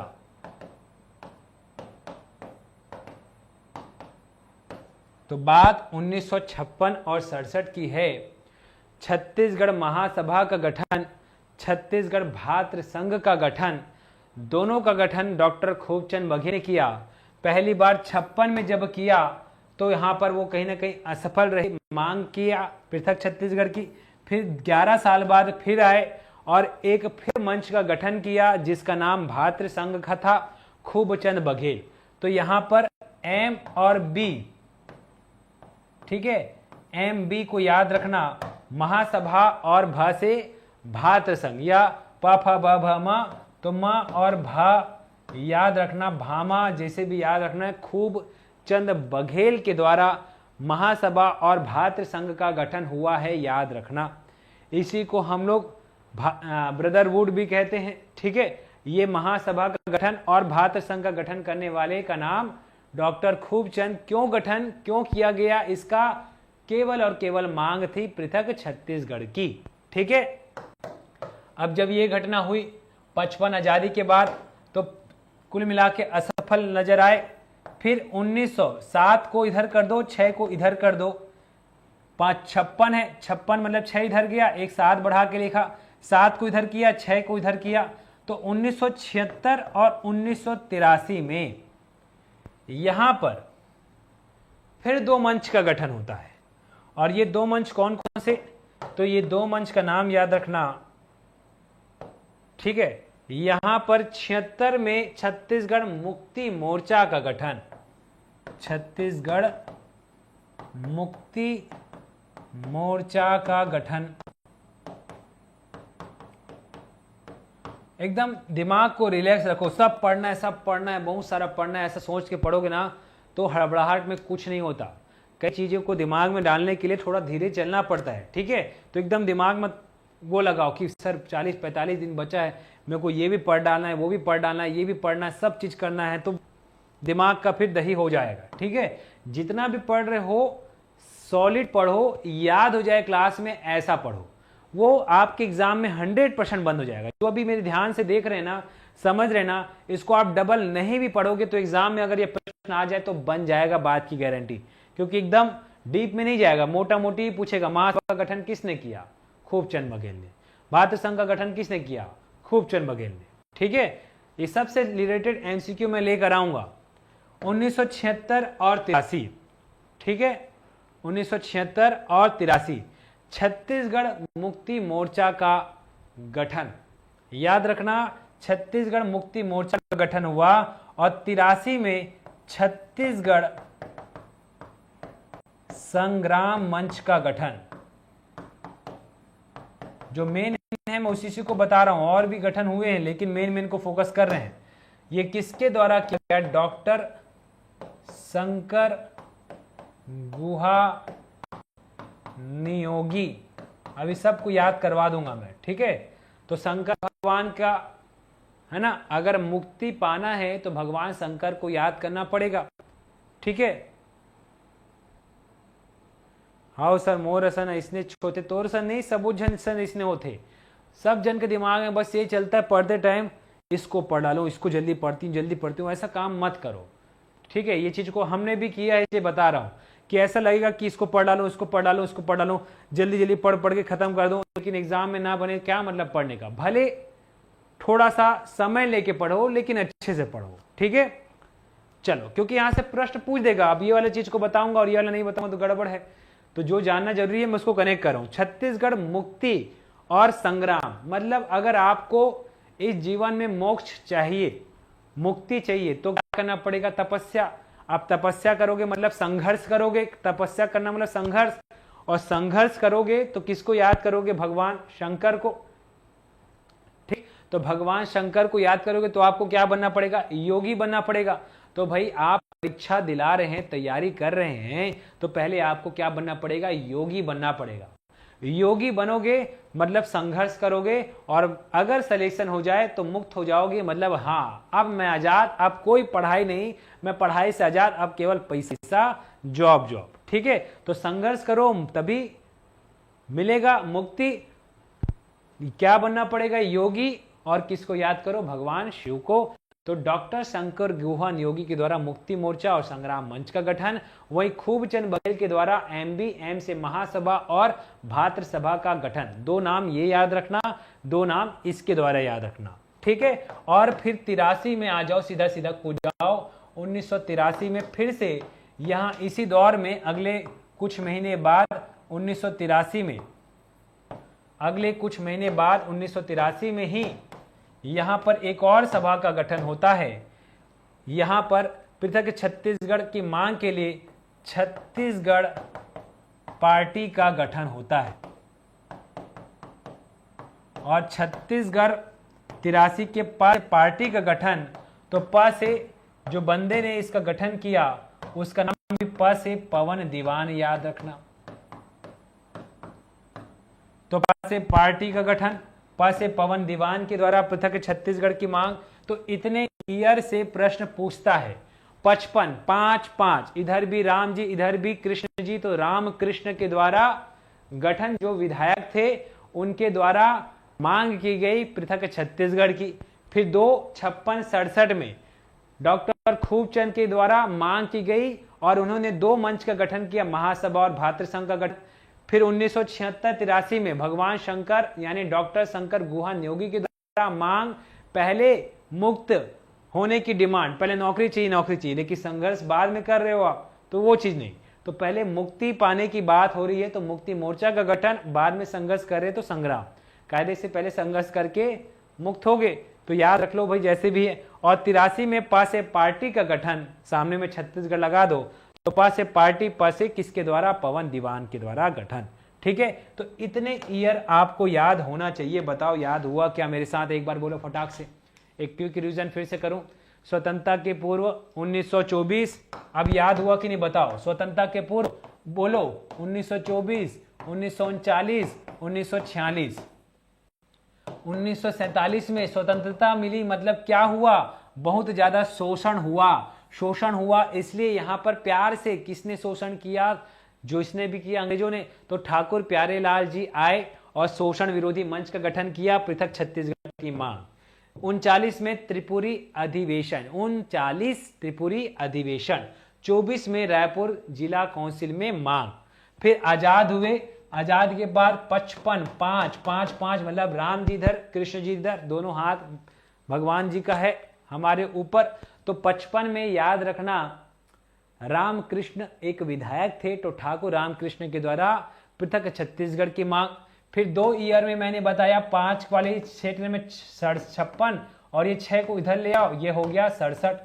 डॉक्टर खूबचंद बघेल किसका गठन किए बताओ भाई, मां और भा का, महासभा और भातृ संघ का गठन। फिर ये 7 वाला अंक इधर आया तो 7 को इधर पलट दिया, 76 लिखा। फिर 7 के बाद 8 वाला अंक आएगा 1983। यहां पर पहले क्या लिए आप, मुक्ति पाए, उसके बाद संघर्ष के संग्राम, तो मुक्ति मोर्चा का गठन, संग्राम मंच का गठन किसके द्वारा, शंकर जी मतलब डॉक्टर शंकर गुहा नियोगी। और फिर 83 में पार्टी का गठन, छत्तीसगढ़ पार्टी, जो सिप्पा से ही नाम है, पवन दीवान। याद हुआ यहां तक, इतनी चीज मोटा मोटी क्लियर है। चलो हटाओ इसको, ये याद हो गया। अब आ जाओ, अब मैं सीधा हमारा छत्तीसगढ़ बन गया, यहां कूदता हूं क्योंकि प्रश्न जहां से आ रहा है मैं उसी को फोकस करूंगा। ठीक है, तो यहां पर मध्य प्रदेश पुनर्गठन विधेयक आया, मध्य प्रदेश पुनर्गठन विधेयक।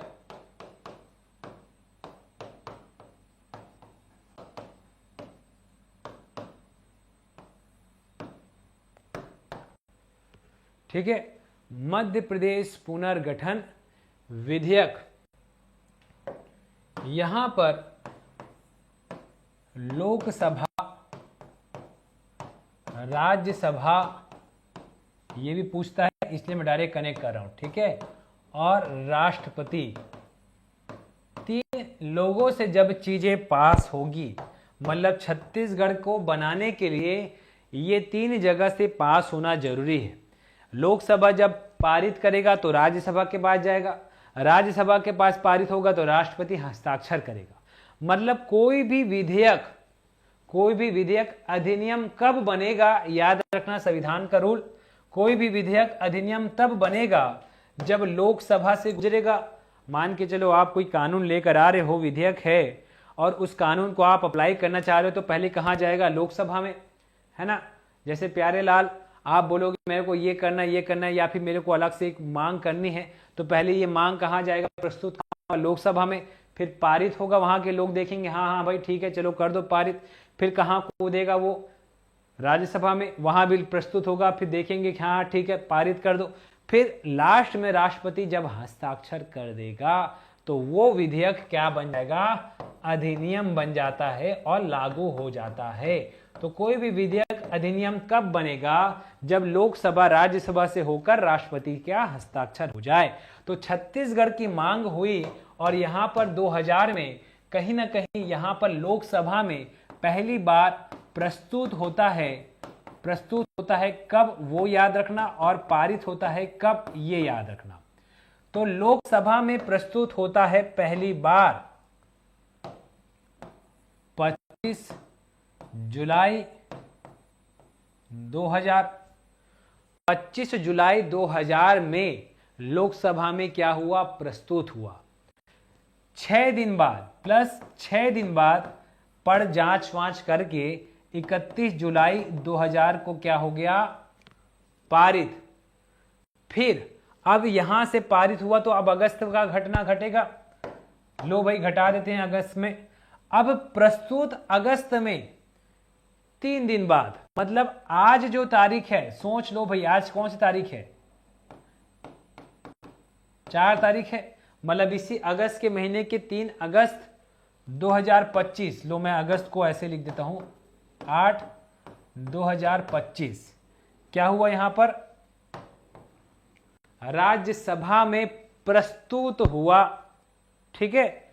और फिर 6 दिन बाद, लो 6 दिन बाद मतलब 9 अगस्त 2025 में, ठीक है, 9 अगस्त 2025 में, 9 अगस्त 2025 में यहां पर भी क्या हो गया, पारित, पार हो गया, ठीक।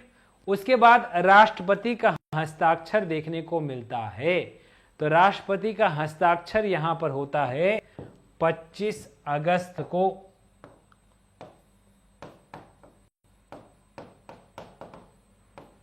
तो राष्ट्रपति 25 अगस्त को हस्ताक्षर कर दिया। तो ये 25 अगस्त को हस्ताक्षर किया, ये कौन लेता है, हमेशा सीजीपीएससी लेता है, लेकिन एक ही आंसर को 2 बार ले लेते हैं। 28 अगस्त को, अभी हमेशा 28 अगस्त को व्यापम लेता है भाई, तो आंसर व्यापम। अब बात मेरा ये है कि 25 अगस्त अगर ऑप्शन में दिया है, तो जब सीजीपीएससी का एग्जाम हो तो सीजीपीएससी वालों ने इस हस्ताक्षर को 25 अगस्त लिया, ठीक है। अरे भाई हाँ भाई 2000 होगा, लो मैं अभी 2025 में कूद गया क्या, लो भाई ठीक है, कभी कभी दिमाग हो जाता है, गंवा जाता है इधर उधर विचार करते करते। ये लो भाई 2000 कर लो, ठीक है, इतना तो समझ में आ जाएगा भाई। अभी अगस्त 9 अगस्त हुआ नहीं है, कहाँ से हस्ताक्षर हो जाएगा, ठीक है। आज क्या है 2025 का कौन सा महीना चल रहा है, अगस्त का, इसलिए 25 दिमाग में डाल दिया, ठीक है, ठीक है अमरदीप, ओके। तो 25 जुलाई और 31 जुलाई को प्रस्तुत लोकसभा में और लोकसभा में पारित हुआ, राज्यसभा में 3 अगस्त यानी कल की तारीख में प्रस्तुत हुआ और 9 अगस्त को पारित हो गया, ठीक है। अब राष्ट्रपति ने 25 अगस्त को हस्ताक्षर किया, ऐसा आंसर सीजीपीएससी लेता है, और 28 अगस्त को व्यापम लेता है। तो आप जो ले रहे हैं, एग्जाम दे रहे हैं, वो पीएससी वाला नहीं, कहीं ना कहीं व्यापम, तो कहीं ना कहीं आप इस 28 अगस्त को याद रख लेना, ठीक है, ओके। चलो भाई, तो पीएससी जो भी एग्जाम लेगा उसमें 25 अगस्त को याद रखना, पहले पीएससी आएगा, प से पीएससी, प से 25, बाद में व्यापम, तो 28 अगस्त को याद रखना, ठीक है, ओके। चलो भाई, तो मतलब अब अगस्त तक हस्ताक्षर हो गया। अब राज्य निर्माण का एक दिन लोग ने सोचा, क्योंककि हर चीजें यहां पर देखोगे ध्यान से, तो यहां पर नवंबर के महीने में 2 नवंबर को 1861 में किसका गठन हुआ, मध्य प्रांत का गठन हुआ। तो कहीं ना कहीं नवंबर के महीने में ही 1956 में 1 नवंबर को मध्य प्रदेश बना। तो फिर यहां विचार किया गया कि भाई क्यों ना हमारा छत्तीसगढ़ भी 1 नवंबर को अलग से बने, क्योंकि 1 नवंबर 1956 में क्या बना था, मध्य प्रदेश एक पृथक राज्य बना था। अब सोच लो, मध्य प्रदेश राज्य बना, और इसी को है ना, इसी मध्य प्रदेश को लेकर के मध्य प्रदेश पुनर्गठन लाया गया, मध्य प्रदेश पुनर्गठन, ठीक, विधेयक लाया गया, जो कि क्या बन गया, एक अधिनियम बन गया। और अधिनियम बनने के बाद इसी नवंबर के दौर में ही 1 नवंबर 2000 को हमारा पृथक छत्तीसगढ़ राज्य की स्थापना, ठीक है। ओके है। तो छत्तीसगढ़ एक राज्य बन गया कब? 1 नवंबर 2000 को। ठीक, तो पृथक छत्तीसगढ़ राज्य बन गया 1 नवंबर 2000 को। अब इसके बाद क्या क्या घटना कब कब हुआ, इस दौर में क्या क्या चीज थी, वहां से प्रश्न पूछता है। तो 1 नवंबर 1956 में चूंकि मध्य प्रदेश एक राज्य बना था, तो छत्तीसगढ़ भी 1 नवंबर 2000 को बना। दोनों में अंतर को आप देखोगे तो 2000 में 56 गया, मतलब 44 वर्ष बाद, 44 वर्ष बाद छत्तीसगढ़ मध्य प्रदेश से अलग होकर एक नवीन राज्य बना। ठीक है, अब जितनी चीज मैं आपको बताया हूं ये सारे प्रश्न पूछ चुके हैं। तो कितने वर्ष बाद छत्तीसगढ़ एक राज्य बना जी?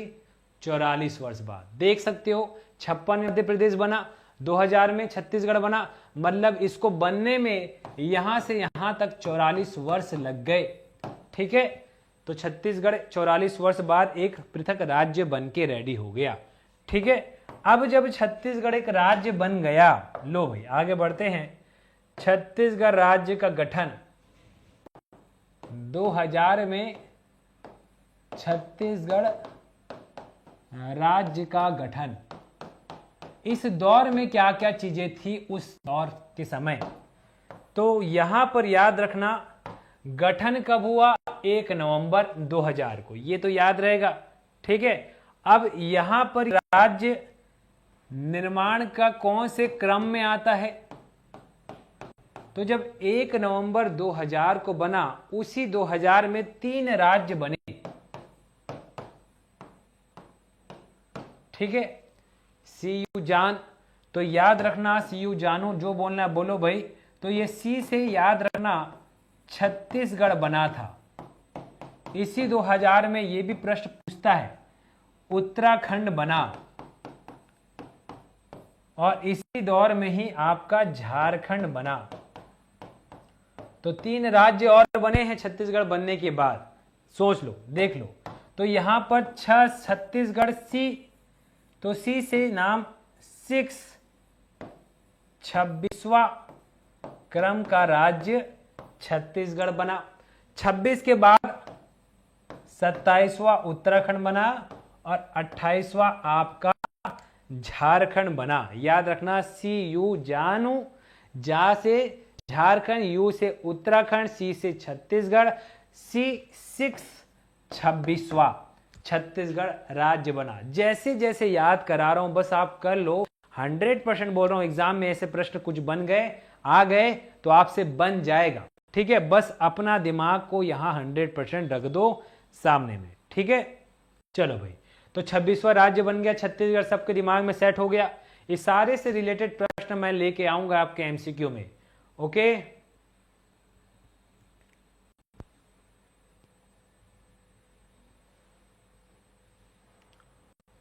चलो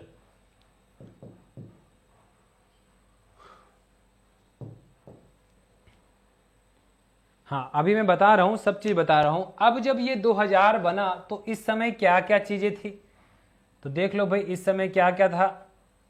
तो ये मध्य प्रदेश था, इस मध्य प्रदेश के कौन से हिस्से में छत्तीसगढ़ है? तो यहां से अलग होकर के छत्तीसगढ़ बना, मतलब कौन से दिशा में है ये मध्य प्रदेश के? तो ये अगर उत्तर है, ये पूर्व है, ये दक्षिण है, ये पश्चिम है, तो छत्तीसगढ़ यहां पर बना। तो छत्तीसगढ़ जो है वो इस मध्य प्रदेश के दक्षिण पूर्वी का हिस्सा था। तो दक्षिण पूर्व का भाग छत्तीसगढ़ बना। याद रखना मध्य प्रदेश का, किसका बात कर रहा हूं? मध्य प्रदेश का दक्षिण पूर्वी का भाग छत्तीसगढ़ बना, मतलब छत्तीसगढ़ मध्य प्रदेश के किस हिस्से पर है? दक्षिण पूर्व हिस्से पर है। जब ये 2000 चल रहा था उस समय पंचवर्षीय योजना भी चल रही थी। तो वो पंचवर्षीय योजना कौन से क्रम की थी? तो याद रखना यहां पर पंचवर्षीय योजना कौन से क्रम की थी पूछता है। पहले पंचवर्षीय योजना चलती थी, आज नीति आयोग चल रहा है, ठीक है। तो टोटल 12 पंचवर्षीय योजना चली है, जिसमें से जब छत्तीसगढ़ बना तो उस समय 1997 से 2002 का समय था। और ये जो पंचवर्षीय 97 से लेके 98, 99, 100, 1, 2, ये 5 वर्षीय की पंचवर्षीय योजना ये चल रही थी 9वीं। तो छत्तीसगढ़ एक राज्य के रूप में अस्तित्व में इस दोनों के बीच मतलब 2000 में आया, और इस समय पंचवर्षीय योजना 9वीं चल रही थी। इसलिए छत्तीसगढ़ राज्य अस्तित्व में कब आया पूछे तो कब आया? 9वीं पंचवर्षीय योजना में आया। बात समझ में आया? ठीक है। तो छत्तीसगढ़ 9वीं पंचवर्षीय योजना में एक हिस्सा बना, अलग से एक राज्य का, पृथक होकर के मध्य प्रदेश से। ठीक है, चलो यहां तक ओके हो गया।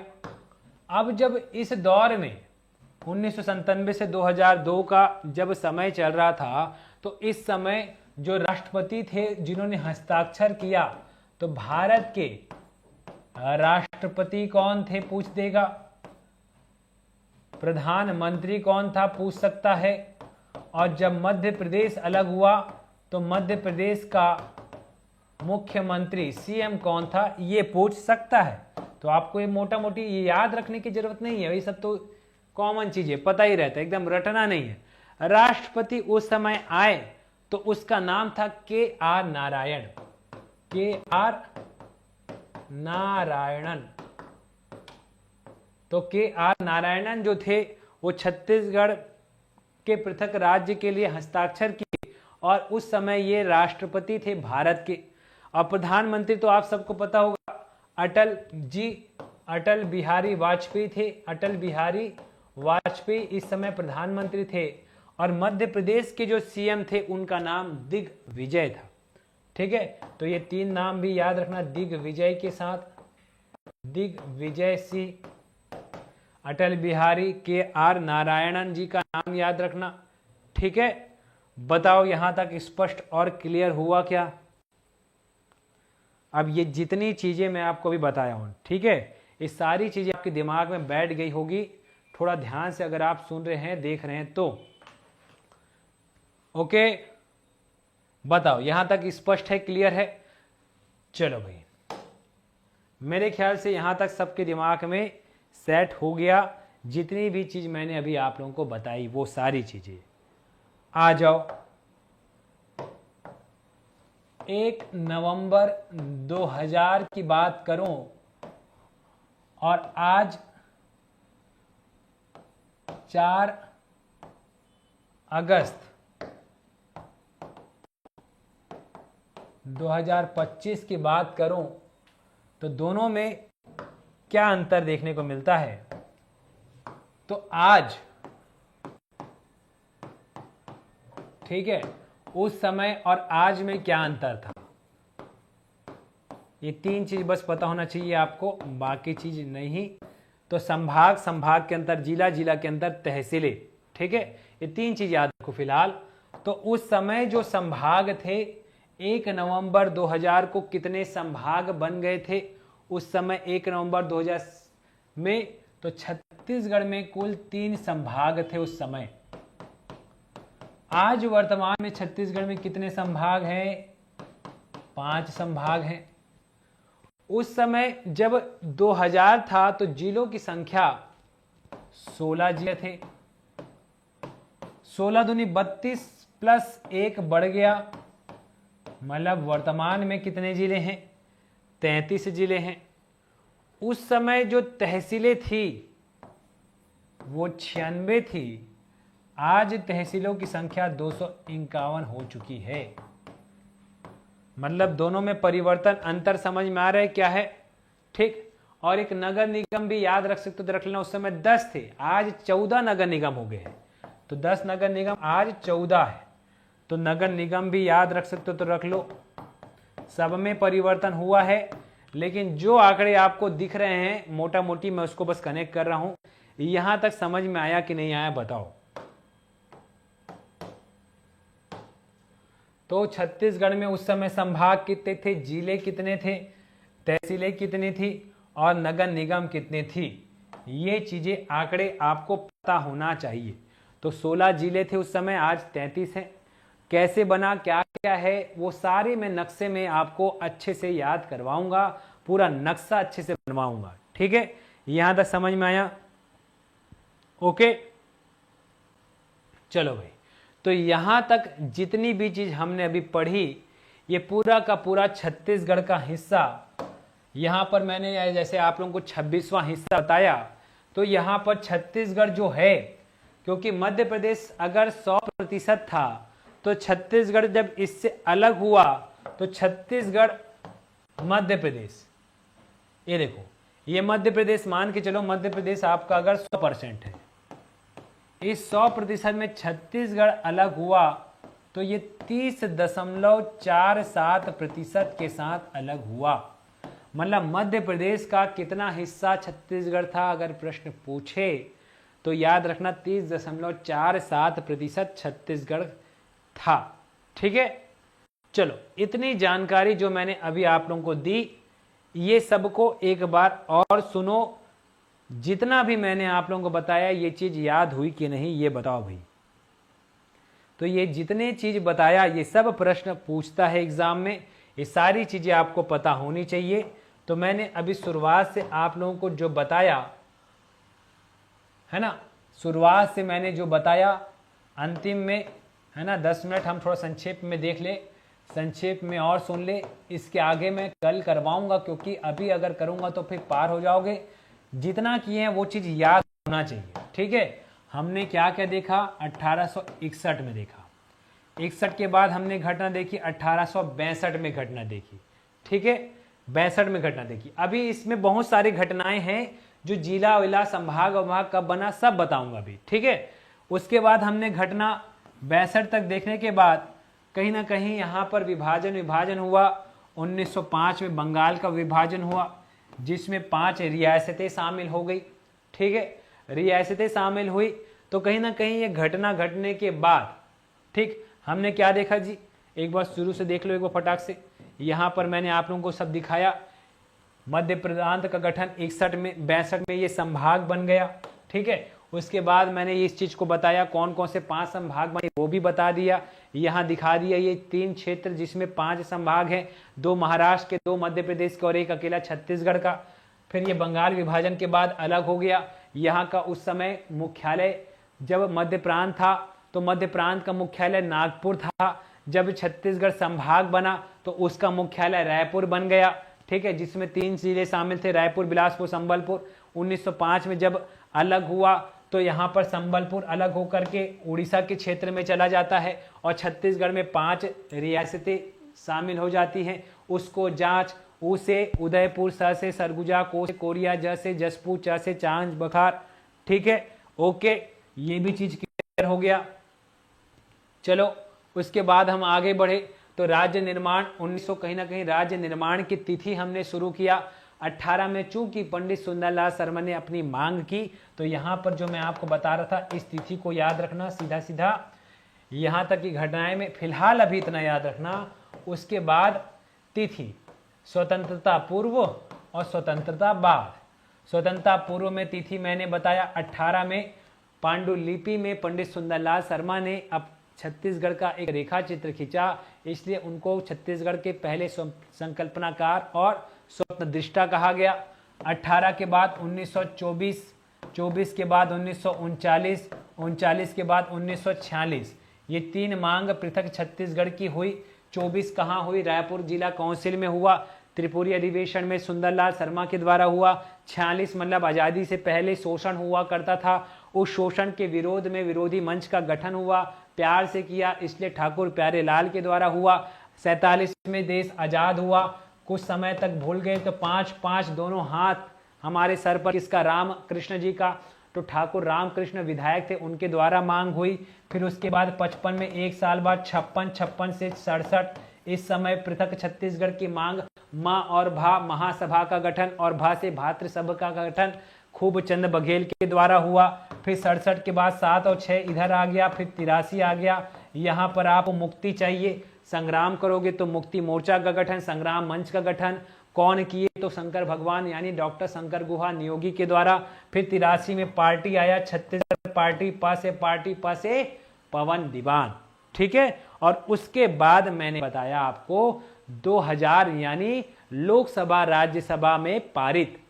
तो लोकसभा में पारित हुआ 31 जुलाई, प्रस्तुत हुआ था, प्रस्तुत कब हुआ था जी, लो और दिखा दूं एक बार, लोकसभा में प्रस्तुत 25 जुलाई को हुआ, पारित 6 दिन बाद हुआ, फिर 3 दिन बाद राज्यसभा में प्रस्तुत हुआ, पारित 6 दिन बाद हुआ, दोनों को पढ़ लिखने में 6 दिन लग गए। उसके बाद 25 अगस्त को राष्ट्रपति हस्ताक्षर किया। ये आंसर पीएससी लेता है और व्यापम 28 अगस्त को लेता है।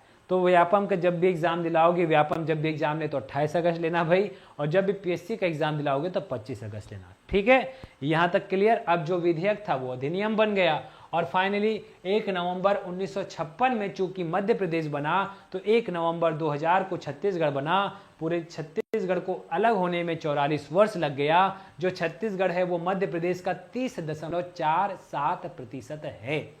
ओके, ठीक, तो ये बन गया आपका। उसके बाद हमने देखा कि छत्तीसगढ़ बना तो कौन से क्रम का ये छत्तीसगढ़, तो सी यू जान से 3 राज्य याद रखना, सी से 6 26वां, यू 27वां 28वां, छत्तीसगढ़, उत्तराखंड, झारखंड 30.47% के साथ इस समय राज्य के बनने के दौर में जो भारत के राष्ट्रपति प्रधानमंत्री थे, तो राष्ट्रपति थे KR नारायण जी और प्रधानमंत्री जी थे अटल बिहारी वाजपेयी। मध्य प्रदेश से अलग हुआ इसलिए मध्य प्रदेश के उस समय के सीएम दिग्विजय सिंह थे, ठीक है। बाकी संभाग जब छत्तीसगढ़ बना तो 3 था, जिला 16 था, 96 तहसीलें थी और 10 नगर निगम। आज देख सकते हो वर्तमान में 5 संभाग, 33 जिले, 251 तहसीलें और 14 नगर निगम। बताओ भाई, यहां तक किसी को कोई डाउट और दिक्कत है क्या? अब प्रश्न पूछो, जो प्रश्न आपके अंदर उठ रहा है मुझसे पूछो। हालांकि इसके आगे अभी और कनेक्ट करता, लेकिन मैं फिलहाल इतना ही रखता हूं। अगली क्लास में हम, ठीक है, जिला कब कब बना वो पूरा रट डालेंगे, पूरा आपका नक्शा बनाना सीख जाएंगे, ठीक है। चलो, तो आपके पास 5 मिनट है। इस 5 मिनट में आपको जो प्रश्न मुझसे पूछना है पूछ सकते हो। चलो भाई, 5 मिनट है। इस 5 मिनट में आपको जो प्रश्न मुझसे पूछना है पूछ सकते हो।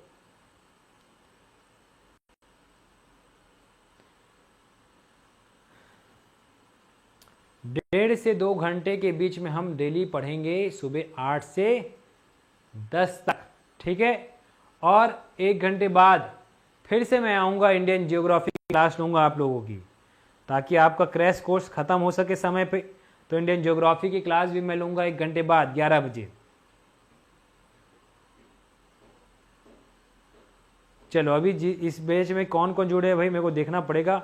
जो भी हैं पढ़ते चलो भाई।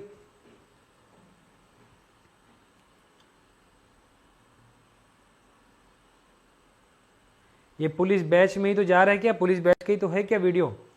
अच्छा, अभी कौन से बैच में डला है उसको देखना पड़ेगा। अभी जा रहे जाएगा भाई, टेंशन क्यों ले रहे हो?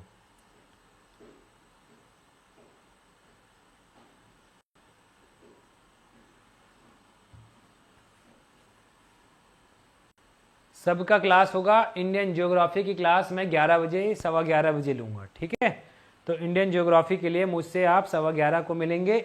इंडियन ज्योग्राफी पढ़ाऊंगा मैं, खत्म करना है क्रैश कोर्स में, ठीक है। उस स्पीड से चलेंगे। अभी इसमें किसी को कोई डाउट नहीं है? इस क्लास में किसी को कोई डाउट नहीं है? तो यहीं तक रखूं फिर क्लास को आज।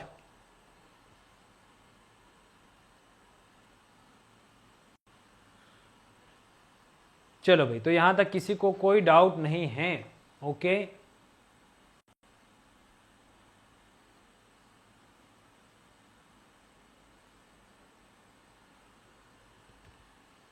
रिवीजन के लिए एमसीक्यू कहाँ से करूं? रिवीजन के लिए एमसीक्यू को करने के लिए आप यूट्यूब पर भी देख सकते हो, नहीं तो आपको बुक चाहिए तो मार्केट में जाओ भाई, बहुत सारे बुक हैं एमसीक्यू के लिए, ठीक है। और मैं पूरा भी धीरे धीरे इसका एमसीक्यू बनाते चलूंगा, पूरा एमसीक्यू को टॉपिक वाइज आगे बनाते चलूंगा और लास्ट में इसका क्विक रिवीजन भी कराऊंगा, ठीक है। महामहिम ने साइन कब किया था सर जी? धोनी यादव महामहिम ने साइन 25 अगस्त को किया था, ठीक है, लेकिन व्यापम 28 अगस्त को लेता है। चलिए, मेरा पूरा वीडियो देख लिए, पूरा वीडियो देख लिए तो अच्छी बात है भाई, ठीक। तो एमसीक्यू सॉल्व करो, और एमसीक्यू सॉल्व करने के लिए आप कोई भी ट्यूटोरियल का बुक लो, मार्केट में सब अवेलेबल है, ठीक है। पिछले प्रीवियस ईयर के क्वेश्चन को सॉल्व करो जितना हो सके, व्यापम जितना भी एग्जाम लिया है सारे एमसीक्यू आप सॉल्व करो, ठीक है, वही आपको प्रैक्टिस करना है। एमसीक्यू चाहिए उसके लिए आप बुक परचेस कीजिए, और अगर ठीक है मेरा एमसीक्यू चाहिए तो थोड़ा टाइम लगेगा, क्लास का थोड़ा सा क्लास होने दो, फिर एमसीक्यू लेकर आएंगे, ठीक है। मैं बिल्कुल कराऊंगा, डोंट वरी, कि सब कराएंगे, ठीक। तो आज की क्लास को यहीं तक रखें फिर। चलो भाई, आज की क्लास यहीं रखते हैं, कल फिर मिलेंगे हम इसी समय में, इसी टाइम में। आज के लिए इतना ही, धन्यवाद। बिल्कुल कराएंगे एमसीक्यू, ओके। अमरदीप, तुरंत अभी एमसीक्यू पॉसिबल नहीं है जी, ठीक है, क्लास अभी थोड़ा ज़्यादा लेना है, रात में एमसीक्यू कराने के लिए टाइप भी करवाना पड़ता है, नई चीज़ें टाइप कराना पड़ेगी तो थोड़ा सा टाइम लगेगा, ठीक, ओके। तो चलो भाई, आज के लिए इतना रखते हैं, बाकी मैं और कराऊंगा, क्योंकि रिवीजन की तरह एमसीक्यू कराएंगे पुलिस के हिसाब से, ठीक है। चलो भाई, तो आज के लिए फिर इतना रखता हूँ, धन्यवाद, फिर मिलेंगे अगली क्लास। राधे राधे।